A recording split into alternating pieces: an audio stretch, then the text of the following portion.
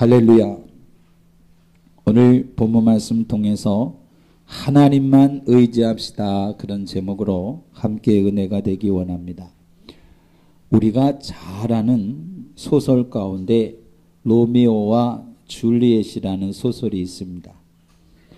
사실 서로 원수 가문이었는데 이 원수였던 몬테규 가문의 로미오와 우리가 아는 대로 캐플렛 가문의 줄리엣이 사랑할 수 있었던 것은 오직 사랑의 힘으로 서로를 바라보는, 그리고 의지했기 때문에 가능한 일이었습니다. 우리나라 고전에도 비슷한 고전이 있죠. 이도령과 춘향, 그죠? 이 이야기도 마찬가지입니다. 신분의 벽과 편견을 넘어서 사랑을 이룰 수 있었던 이유는 오직 사랑의 힘이었다는 거예요. 그래서 서로만 바라보고 의지했기 때문에 가능한 일이었다, 그런 말입니다. 그런데 오늘 성경 역시 사랑의 힘에 대해서도 이렇게 말합니다. 아가서 8장 6절로 7절 말씀에 보면, 너는 나를 인같이 마음에 품고 도장같이 팔에 두라. 사랑은 죽음같이 강하고 투기는 음부같이 잔혹하며 불같이 일어나나니 그 기세가 여호와의 불과 같으니라.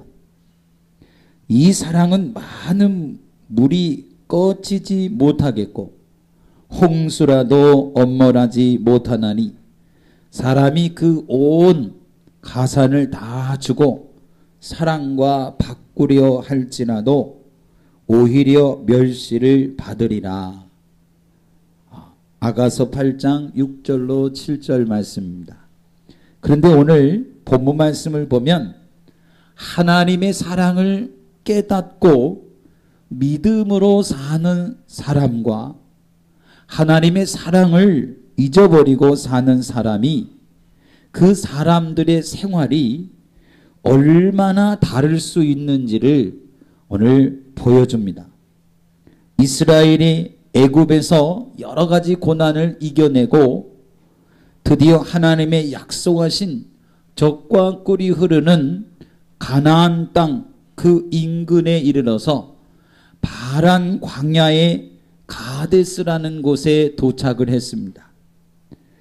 그리고 12지파에서 한 명씩 정탐꾼을 이와 같이 선발을 해서 가나안 땅을 탐지하게 했습니다. 그런데 이 부분에 재미있는 이야기가 있습니다.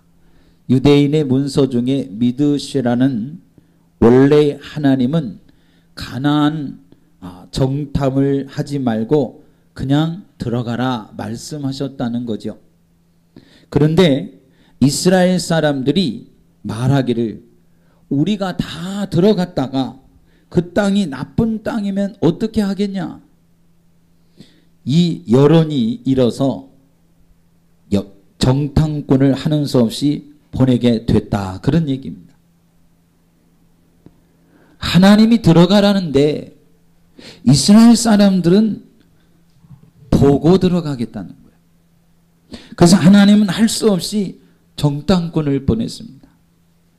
성경이 아닌 그 성경 뒷이야기인데, 자, 정확하다고 말할 수는 없지요. 그러나 불신앙을 꼬집은 그런 이야기입니다. 12명의 정탐꾼은 40일 동안을 가나안 땅을 두루 탐지하고 돌아왔습니다. 그리고 공통적으로 이런 고백을 했어요.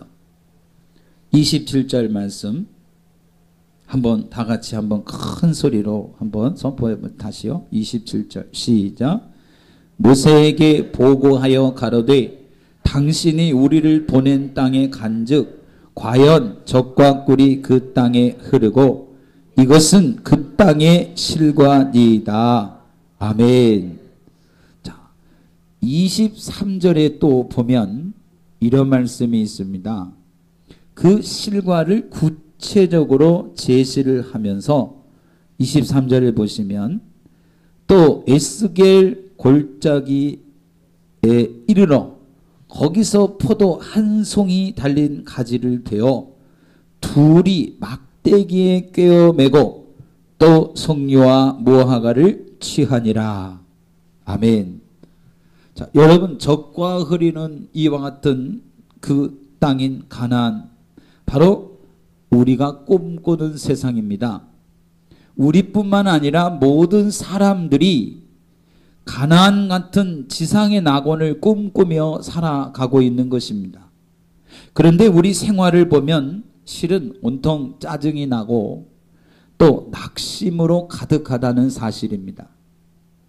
그러면 천국과 그리고 또 말하는 행복은 또 평안한 나라는 존재하지 않는 것이냐?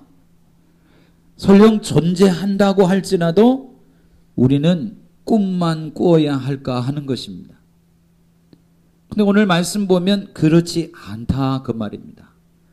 물질과 건강과 평안과 꿈꾸는 이 모든 것을 꿈꾸는 우리에게 분명히 하나님은 기쁨과 그리고 축복과 건강과 영육 간의 풍성함을 약속하십니다.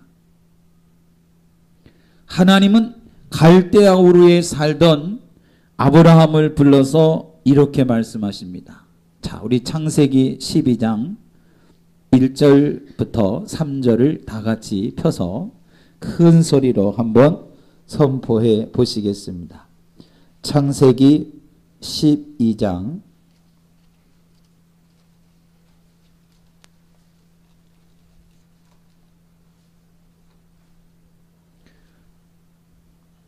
'다 펴셨으면 자, 우리 1절 12장 1절입니다.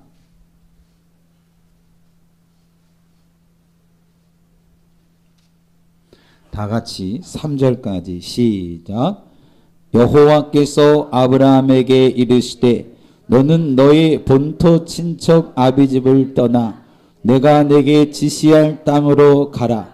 내가 너로 큰 민족을 이루고 내게 복을 주어 내 이름을 창대케 하리니 너는 복의 근원이 될지라. 너를 축복하는 자에게는 내가 복을 내리고 너를 저주하는 자에게는 내가 저주하리니 땅의 모든 족속이 너를 인하여 복을 얻을 것이니라 하신지라. 아멘. 자, 오늘 이처럼 아브라함에게 약속하셨습니다.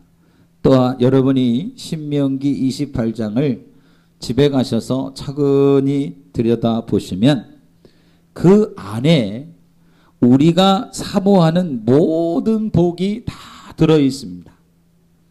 그뿐 아니라 하나님은 우리가 예수님을 믿는다는 이유로 하나님의 자녀로 삼아 주셔서 구원을 베풀어 주시고 또 하나님의 나라를 우리에게 주신다고 약속하고 있습니다.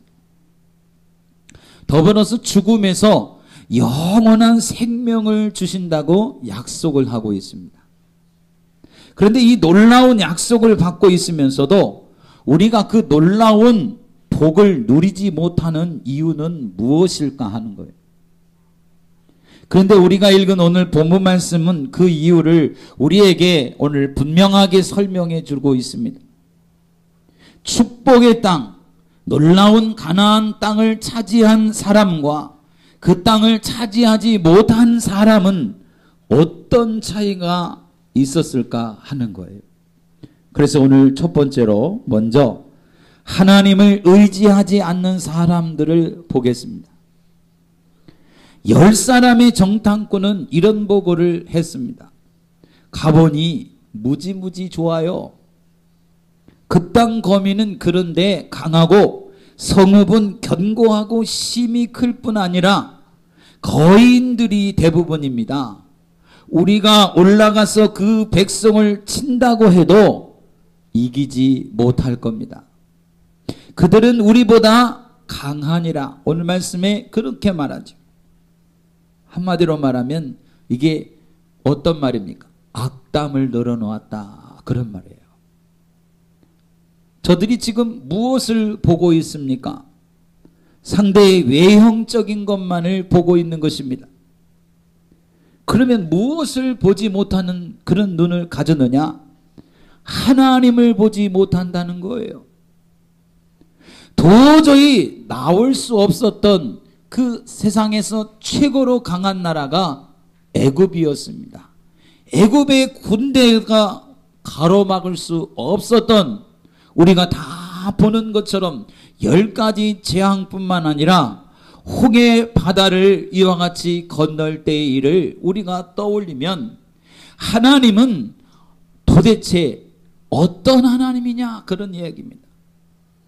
그 애굽을 쳐서 불러낸, 그런 이스라엘을 불러내신 분이 누구냐, 그 말이에요. 하나님이라고 하는 거예요.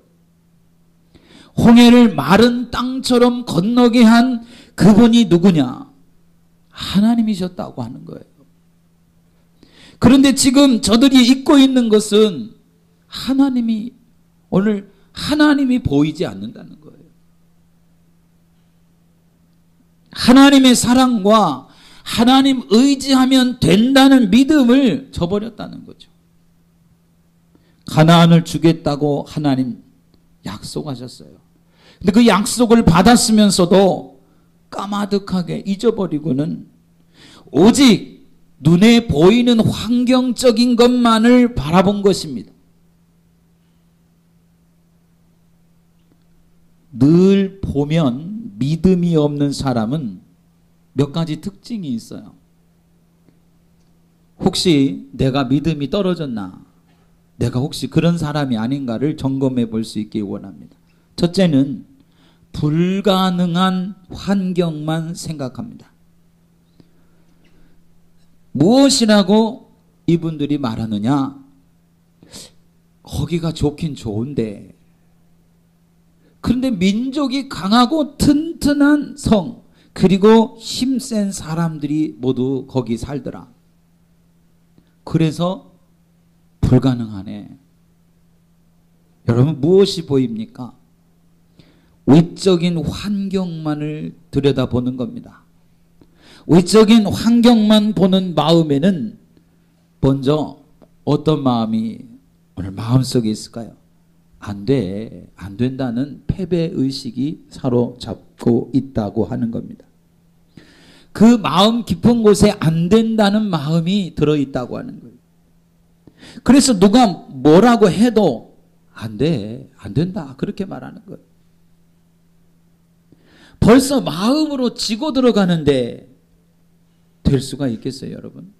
안 된다는 거죠. 실패를 스스로 자인하고 시작하는데 그것이 성공할 수 있겠습니까? 그것이 과연 소망을 주는 일이 되고 그것이 소원을 이룰 수 있는 일이 되겠느냐 하는 거예요. 그래서 문제를 만나면 창세기 3장 8절에 아담 하와처럼 문제가 두려워서 숨는 거예요. 문제를 만나면 숨어버린다, 그 말입니다. 피하고 도망치려고만 한다, 그 말이에요. 날마다 낙심과 절망이 가득한 자가 되는 것입니다. 안 된다는 거죠. 해보니까 안 되네. 이런 소리를 하게 되는 거죠. 이런 사람은 100번 다 실패하게 되는 거죠. 히브리서 11장 1절을 보면 우리가 다 아는 말씀입니다. 자, 믿음은 바라는 것들의 실상이요 보지 못하는 것들의 증거라, 그렇게 말씀을 했습니다. 자, 이런 사람의 믿음은 뭘까요? 실패하는 그것이 오늘 그 사람의 믿음입니다. 성공한다고 생각하고 나아가도 때때로 어려움을 만나면 실패할 수도 있는데, 실패한다고 생각을 가지고 나가니까 해보나 마나 그냥 실패하는 거죠. 어떻게 성공을 할 수 있겠느냐, 그 말입니다. 실패하는 사람의 특징 두 번째는 낮은 자존감 때문입니다.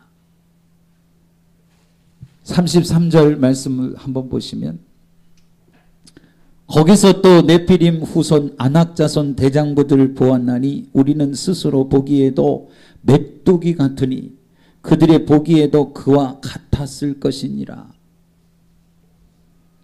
거기 네피림의 후손이 아낙자손이 있었는데 우리가 그 앞에서 메뚜기 같더라 그래요. 여기서 네피림은 아주 몸이 크고 고대의 용사를 상징하는 말입니다. 실제로 키가 큰 거인 가문이 많이 있었습니다. 사무엘상 17장에 나오는 예를 들면 골리앗처럼 보통 사람보다는 월등히 큰 그런 사람들이 살았다는 거죠. 그 골리앗만 그런 것이 아니라 그의 형제와 집안 사람들이 다 거인이었어요. 근데 문제는 네피림이 문제가 아니라 이스라엘 사람 스스로가 우리는 그 앞에서 뭐 같다고요? 메뚜기 같다는 거예요. 이 얼마나 이게 초라합니까? 이게 왜 이렇게 말하느냐? 자존감이 낮기 때문에 그래요. 그런데 이와 반대로 쓸데없는 데는 또 아주 자존심을 세웁니다. 요나가 뭐에 자존심을 세우죠? 뭐 때문에 발끈합니까? 요나서를 읽다 보면 박넝굴 하나 때문에 자존심이 막 상해가지고 하나님 앞에 발끈하는 것을 볼 수가 있어요. 아주 사소한 거지요. 사람들이 조금 물질이나 명예에 자기 자존심을 거는 사람이 너무나 많습니다.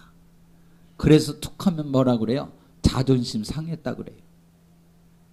우리도 살면서 뭐 조금만 기분 나쁘면 자존심 상했네 어쨌네 그래요. 여러분 쉽게 상하는 자존심, 상처 입는 그런 쉽게 상처 입는 자존심 가지고 도대체 무엇을 할 수 있겠습니까? 그런 자존심은 가치가 없는 거예요. 자존심 타령하면 꼭 뭘 할까요? 그 다음은 싸움을 해요. 다툰다 그 말입니다.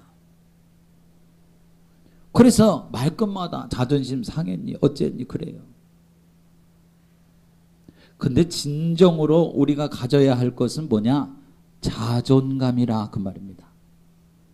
자, 나를 귀히 여기는 마음이라 그런 말이에요. 우리는 귀한 분들입니다. 왜 그 귀할까요? 요한복음 1장 12절에 우리는 하나님의 자녀라서 귀합니다. 계시록 21장에 보니까 왜 귀하냐?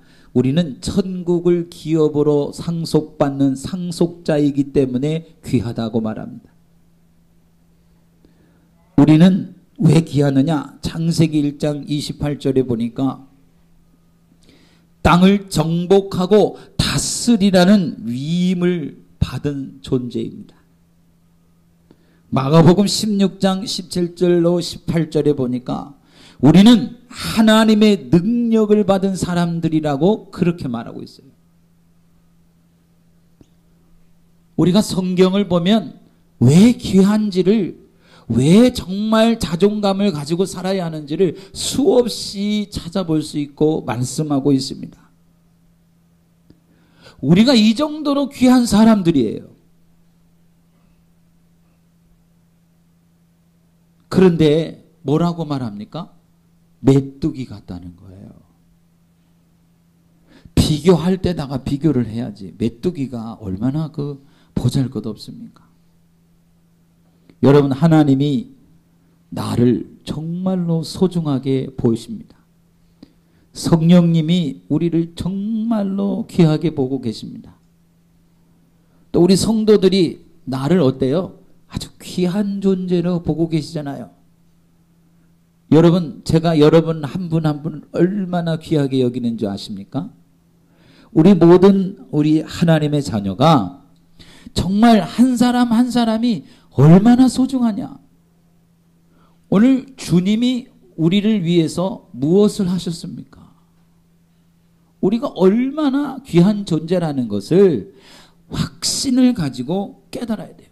그래서 로마서 5장 8절에 정말 하나뿐이신 독생자 예수 그리스도가 나와 함께하기 위해서, 날 위해서 생명을 바쳤어요. 십자가에서 피 흘려 죽으셨습니다. 그래서 예수님은 남자나 여자나 어린아이나 가난한 자나 병든 자나 심지어는 죄인까지도 귀하게 여기셨습니다. 여러분, 내가 나를 귀히 여기셔야 합니다. 그래야 뭐가 살아나요? 자존감이 살아나요. 나 같은 게 뭐 할까? 이렇게 자꾸 비하하지 않으셔야 됩니다. 하나님이 택하신 것은 나를 귀히 여기시기 때문에 택하신 거예요. 세상에 사람들이 얼마나 많습니까? 그 가운데 나를 선택하셨어요. 내가 얼마나 귀한 존재입니까? 여러분, 그래야 소망이 생기는 거예요. 그리고 어떤 상황 속에서도 그래야만 당당할 수 있는 것입니다. 이스라엘 사람들은 귀한 가나안 땅 놓고서 하나님 보지 못합니다. 하나님이 그 땅을 주셨다는데도 믿지를 못해요. 하나님을 의지하지 않고 연약한 자기들만 쳐다보는 거예요. 그리고 한탄합니다. 여러분, 그런 결과가 뭘까요? 모두가 다 낙심하게 만들었어요. 우리 모두가 다 낙심된다는 거예요. 그러니까 뭐라고 합니까? 공연히 승산 없는 싸움 해봤자 뭐하냐. 그러지 말고 우리 다시 애굽으로 돌아가서 뭘 하자고요? 그냥 살던 대로 종살이하며 살자. 그 얘기를 꺼냈어요. 그럼 나쁘게 말하면 이게 무슨 말입니까? 우리 하나님께 속았으니 돌아가자, 그 소리예요. 여러분, 하나님이 우리를 속이십니까? 우리를 정말로 실패자, 정말로 패배자를 만드시기를 원하십니까? 하나님께서 그들을 향해서 징계를 하셨어요. 오늘 14장 28절 말씀 보면, 자, 14장 28절 한번 보죠. 다 같이 한번 큰 소리로 선포해 보죠. 시작. 그들에게 이르기를 여호와의 말씀에 나의 삶을 가리켜 맹세하노라. 너희 말이 내 귀에 들린 대로 내가 너희에게 행하리니. 아멘. 말한 그대로 행하시겠다고 하는 거예요. 여러분, 하나님은 그러면 그때 말씀하신 것이 지금도 유효하지 않겠습니까? 하나님, 우리가 말하는 대로 다 들으시지 않겠느냐, 그 말이에요. 그래서 오늘 그 이후에 우리가 쭉 살펴보면 그날 그 말에 동조한 사람들 때문에 20세 이상 성인은 가나안 땅에 들어가지 못하고 광야에서 삶을 살다가 생을 마감했습니다. 축복을 보되 그 복을 누리지 못하고 그냥 고통만 당하다가 죽었다, 그 말이에요. 여러분, 어떤 환경 속에서도 축복을 약속하는 하나님 꼭 바라보시기를 축원합니다. 하나님만 의지하세요. 나의 약함을 쳐다보지 말고 하나님의 그 강함을 의지하는 자가 되시기를 축원합니다. 그러면 하나님이 약속하신 꿈과 소망과 축복은 내 것이 될 줄로 믿습니다. 자, 두 번째로, 그러면 믿음으로 하나님을 의지한 사람들을 오늘 살펴보도록 하겠습니다. 모든 사람들이 믿음을 버리고 우왕좌왕할 때 오직 하나님만 의지한 두 사람이 있었는데, 그 사람 우리가 잘 알고 있죠? 여호수아와 갈렙이었습니다. 똑같은 상황을 보고 돌아왔음에도 불구하고 두 사람의 보고가 달랐어요. 그 땅 참 좋은 땅이라 여기까지 오늘 갔다 왔습니다. 그런데 그 후로는 달랐다는 거예요.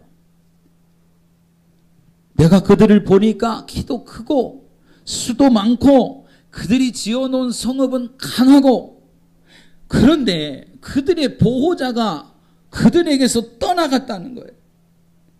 우리에게는 지금 하나님이 함께 하신다는 것입니다. 그래서 나가서 싸우면 우리가 능히 이긴다, 그렇게 말하고 있어요. 그러면서 뭐라고 말합니까? 그들은 우리 밥이라. 분명히 문제를 똑같이 쳐다봤습니다. 그런데 그들은 그 문제보다 더 크신 전능하신 하나님을 보고 의지했다고 하는 거예요. 여러분 보세요. 믿음이 있다고 해서 문제가 고난이 없느냐? 아니잖아요. 믿음이 있어도 고난이 오고요, 어려움이 찾아옵니다. 그런데 이 문제를 해결할 하나님이 나와 함께 하시기 때문에 그 문제는 더 이상 문제가 될 수 없다는 이야기예요. 믿음의 사람들을 보면요, 요셉은 창세기 39장 이후를 보면 감옥에 들어가죠. 여러분, 사람이 감옥에 들어가면 다 끝난 거예요. 그런데 감옥에 들어가서도 뭘 생각합니까? 하나님이 자기에게 약속하신 것을 그렇게 꿈에, 그것도 말로 다 약속한 것도 아니고 뭘 했어요? 그냥 꿈꾼 거예요. 꿈을 꿨는데 그 꿈을 생각하면서 그 소망을 잃어버리지 않았다는 거예요. 우리는 꿈꾼 거 잊어버려요? 아니면 그거 반드시 될 거라고 믿어요? 여러분 어떻습니까? 그건 그냥 꿈이야, 그러고 넘어가요. 맞죠? 여러분 그러시죠? 예, 그건 그냥 꿈이지, 넌 그게 될 줄 아니? 그렇게 말해요. 그러나 요셉이 감옥 속에서도 그 꿈이 그대로 이루어질 걸 믿고 생각하고 그걸 위해 기도하고 사는 거예요. 소망을 저버리지 않았다는 말입니다. 축복을 사모한 사람 야곱은 뭐예요? 야곱도 꿈속에서 하나님 만났어요. 현실 눈을 번쩍 뜨고 만난 게 아니에요. 꿈속에 만난 하나님, 그 하나님 약속을, 그걸 믿고 그렇게 살았다는 거예요. 그랬더니 축복의 사람이 됐어요. 느헤미야는 아닥사스닥 왕 앞에서 이스라엘 성의 중건을 말하지요. 심지어 보세요. 예수님은요, 교육도 한번 받지도 않은 그 평범한 유대인 12명을 제자로 삼았습니다. 그들을 보내면서 온 세상 땅 끝까지 뭘 하라고 했어요? 예, 증인, 복음을 전하고 오늘 땅을 정복하라는 거예요. 그랬더니 지금까지 그 일이 멈춰지지 않고 저나 여러분에게 전달된 겁니다. 그래서 온 세상이 다 어때요? 복음이 전파되고 있어요. 땅 끝까지. 이게 가능할 얘기일까요? 12명, 그것도 교육 하나 제대로 받지 못한 아주 평범하고 무식한 사람들을 택했는데 그들이 온 세상 땅 끝까지 복음을 전했다고 하는 거예요. 여러분, 이런 것이 세상의 방법으로 될까요? 세상의 방법으로 되지 않습니다. 그러나 하나님이 하시면 돼요. 왜 그렇습니까? 그 하나님이 말씀으로 천지를 창조하신 하나님이십니다. 그분은 아들을 죽게 하면서도 우리를 사랑하신 그 사랑의 하나님이십니다. 그래서 다윗이 시편 18편 2절에 이렇게 말씀을 하고 있어요. 여호와는 나의 반석이시요. 그러죠, 다윗이. 나의 요새시요. 나를 건지시는 자시요. 나의 하나님이시요. 나의 피할 바위시요 나의 방패시요 나의 구원의 뿌리시요 나의 산성이시로다. 그렇게 고백을 합니다. 여러분, 주님을 가나안을 앞두고 두려워하는 여호수아에게 우리 하나님께서 뭐라고 말씀하십니까? 여호수아 1장 6절로 7절을 한번 펴시기를 원합니다. 여호수아 1장 6절 7절을 다 같이 펴서 우리 한번 큰 소리로 우리 선포해 보시겠습니다. 여호수아 1장 6절 7절 다 같이 시작. 마음을 강하게 하라. 담대히 하라. 너는 이 백성으로 내가 그 조상에게 맹세하여 주리라 한 땅을 얻게 하리라. 오직 너는 마음을 강하게 하고 극히 담대히 하여 나의 종 모세가 내게 명한 율법을 다 지켜 행하고 좌로나 우로나 치우치지 말라. 그리하면 어디로 가든지 형통하리니. 아멘. 하나님은 모세에게도 아브라함에게도 바울에게도 또 베드로에게도 지금 누구에게요? 나에게도 말씀하신다 그 말입니다. 뭐라고요? 내가 너를 지키고 축복하리라 말씀하셔요. 내가 너를 지키고 축복하신다고 말씀합니다. 여호수아와 갈렙은 뭘 봤을까요? 애굽을 이기는 하나님을 보았습니다. 여호수아와 갈렙이 하나님은 애굽을 이기는 하나님이 오늘 그 모든 것을 지켜봤어요. 또 뭘 봤습니까? 홍해를 갈라서 자기들이 걸어갈 수 있도록 만드신 것을 보았습니다.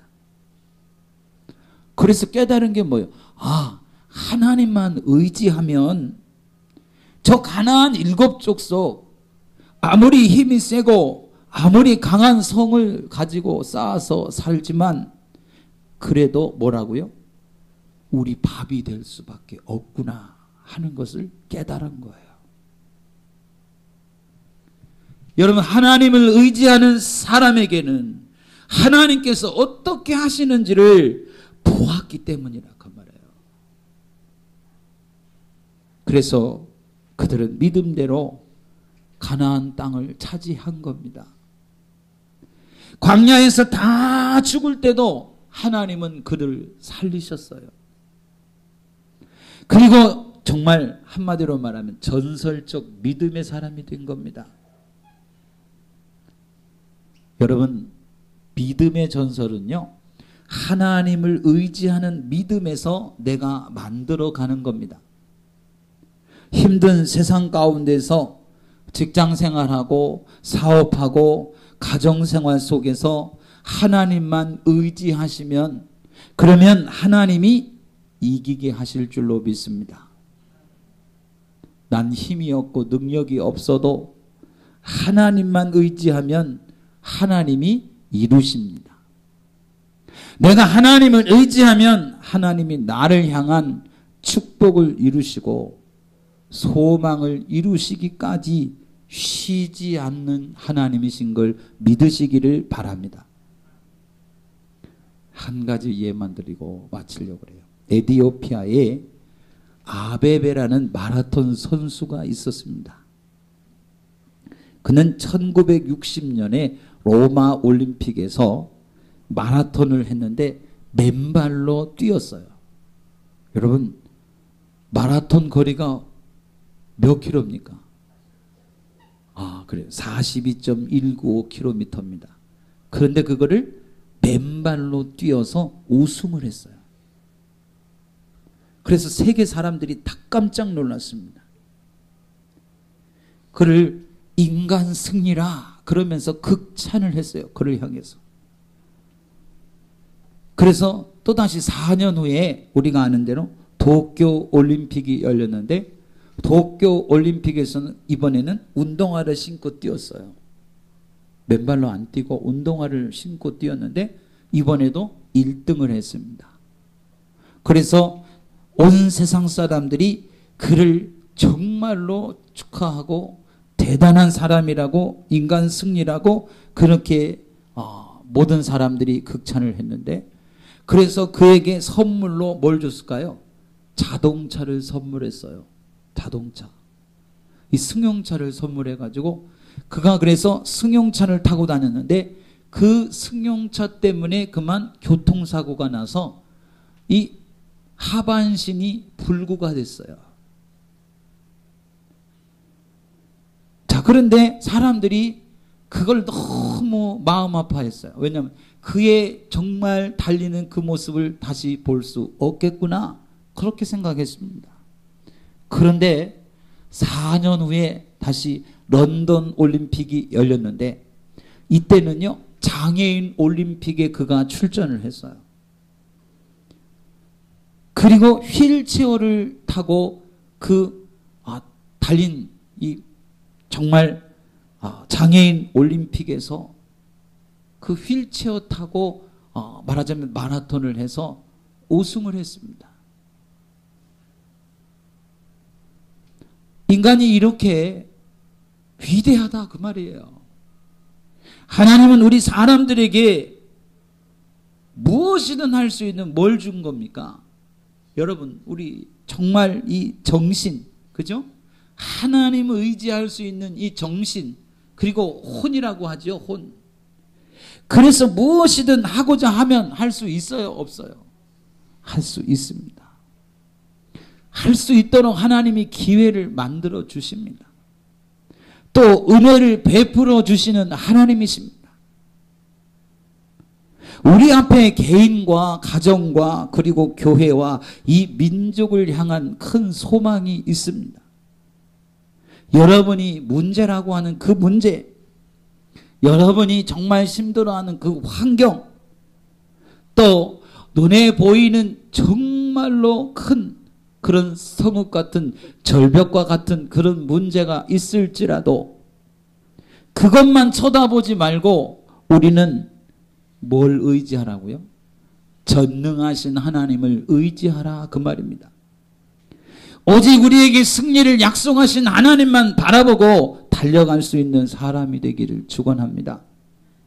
하나님께서 이루실 것을 믿는 여러분 되기를 주님의 이름으로 축원합니다. 기도드리겠습니다.